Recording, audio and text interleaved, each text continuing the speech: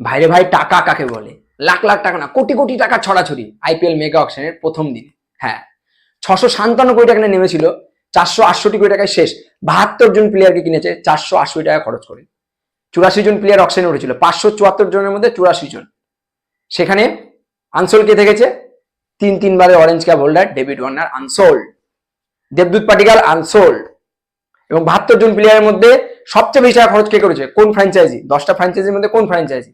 অবশ্যই Punjab, Kings eleven Punjab. আমরা আশাও করেছিলাম। 110 কোটি টাকা দিয়ে নেমেছিল। প্রথমেই তারা নিয়ে নিয়েছে শ্রেয়াস আইয়ারকে 26.25 কোটি 75 কোটি টাকা, আর্শদীপকে 18 কোটি, চাহেলকে 18 কোটি। বড় বড় প্লেয়ারদেরকে বড় বড় টাকা দিয়ে নিয়েছে। এলএসজিও খুব সুন্দর খেলেছে অকশনে, 27 কোটি টাকা দিয়ে নিয়েছে তারা ঋষভ পান্তের নতুন ক্যাপ্টেনকে।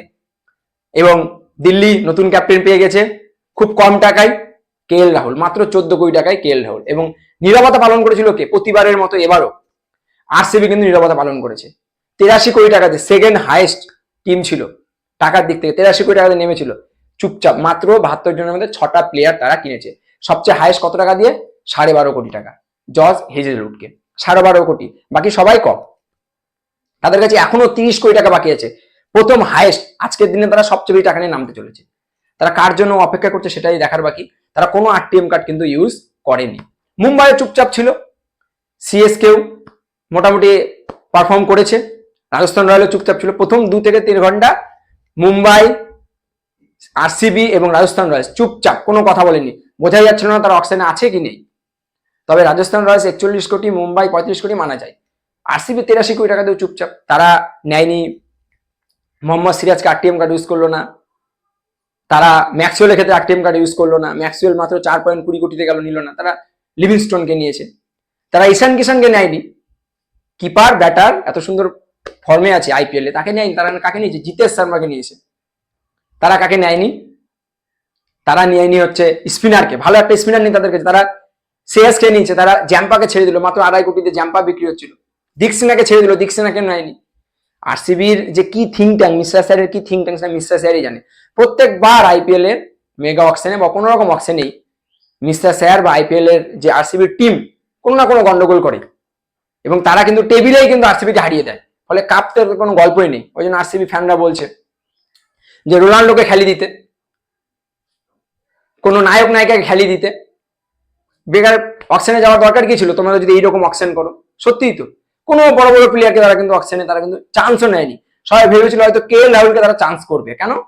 কেএল রাহুল হচ্ছে তো ঘরের প্লেয়ার, কর্ণাটকের ছেলে। কেএল রাহুলের পিছনে তারা হয়তো ছুটবে।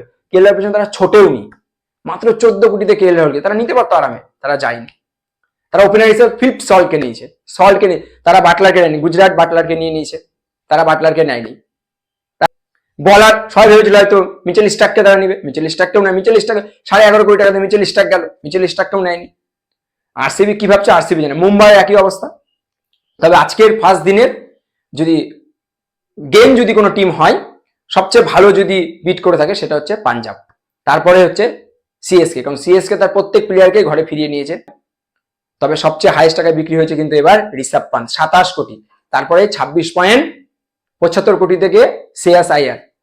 এক আইয়ারকে নিতে গিয়ে আর এক আইয়ারকে হয়তো নিয়ে ফেলেছে কেকেআর। কেকেআরকেও মাঝে মাঝে ভাবা যায় না। আইয়ারকে তারা নিল না, ছেড়ে দিল। যে ক্যাপ্টেন্সি দিয়ে যারা জিতলো ট্রফি, সেই আইয়ারকে নিল। তারা কোন আইয়ারকে নিল? ভেঙ্কটেশ আইয়ারকে নিল, প্রায় 24 কোটি টাকা খরচ করে। ক্যাপ্টেনকে আবার সেটাই দেখার বিষয়, রিঙ্কু সিং হয় না ভেঙ্কটেশ আইয়ার হয়। কারণ তারা অলরেডি অনেক টাকা খরচ করে ফেলে, তাদের কাছে আর বেশি টাকাও নেই। অতএব বড় প্লেয়ার আর তারা নিতে পারছে না। সেকেন্ড দিনে দেখা যাবে কে কোন প্লেয়ার নেয়। যদি ভিডিও ইনফরমেটিভ লাগে অবশ্যই লাইক, শেয়ার, সাবস্ক্রাইব করবে আর বেল আইকনটা চিপে দিবে।